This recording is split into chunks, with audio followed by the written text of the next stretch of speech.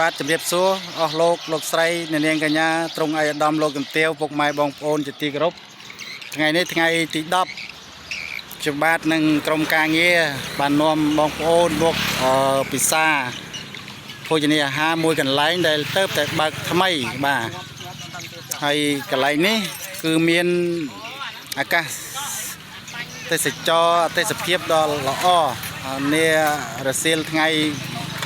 ទៀបលិចសូរិយារៀបអស់សដងគុតបន្សល់ទុកឲ្យនៅមានភ្លើងពណ៌កន្លែងកញ្ចុះហើយ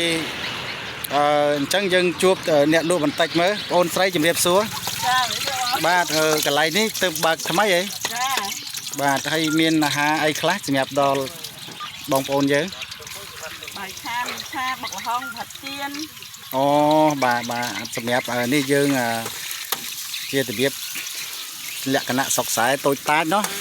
ហើយមួយចានរៀងលក់ធូរថ្លៃដែរបងចាធូរទៅបងមួយចាន15,000ទេអូមួយចាន5,000អញ្ចឹងអស់លោកស្រីនាងកញ្ញាកុមារាកុមារីជនរួមជាតិព្រមទាំងពុកម៉ែបងប្អូនដែលរស់នៅក្នុងខេត្តពោធិ៍សាត់នេះកន្លែងនេះគឺកៅផ្ទះកជាកម្មបាទហើយជួបទល់មុខនឹងផ្ទះកជាកម្មនេះគឺហាងនៅក្រោមដើម7ទឹកបារាំង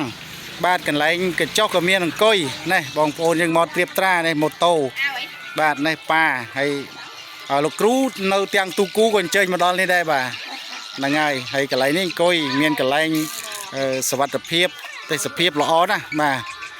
ជំរាបសួរលោកគ្រូបាទជំរាបសួរបាទអញ្ជើញមកពិសាអីពេលល្ងាចហីបាទអូហើយកន្លែងនេះឃើញថាទេសភាពយ៉ាងម៉េចដែរអូទីទេសភាពវិញសែនមនោរម្យមែនតើបាទអញ្ចឹងក៏លោកគ្រូមានអារម្មណ៍ជ្រះថ្លាហើយក៏ពំនាំដល់បងប្អូនយើងដែលនៅក្នុងខេត្តពោធិ៍សាត់ដែលអញ្ជើញមកដែរទេមើលឃើញទេសភាពចឹងហ្នឹងហើយខ្ញុំទៅមកលើកទី1ទេប៉ុន្តែគាត់ថាតាមអារម្មណ៍ដែលមកលេងកំសាន្តនៅកន្លែងនេះអត់ស្គាល់កន្លែងនេះគេហៅកន្លែងអីទេចង់ដឹងកន្លែងដល់សួរបងម្ចាស់ហាងអីបងនេះគេហៅភូមិអីគេទួលអីគេទួលអីបាទនៅនេះទួលបាទនេះគឺសំដៅទៅលើកជាកម្មផ្ទះកជាកម្មនៅរលៀបទួលរលៀបបាទហ្នឹងហើយវារលៀបបាទអញ្ចឹងក៏សូមថ្លែងអំណរអគុណហើយសូមបងប្អូនអញ្ជើញចូលរួមទាំងអស់គ្នាទៀតណាបាទបានឃើញនៅក្នុងវីដេអូខ្ញុំបាទបង្ហោះទៅតាម YouTube ហើយនិង Facebook ហើយបាទសូមអរគុណសម្រាប់ពេលនេះពុទ្ធសាស03សូ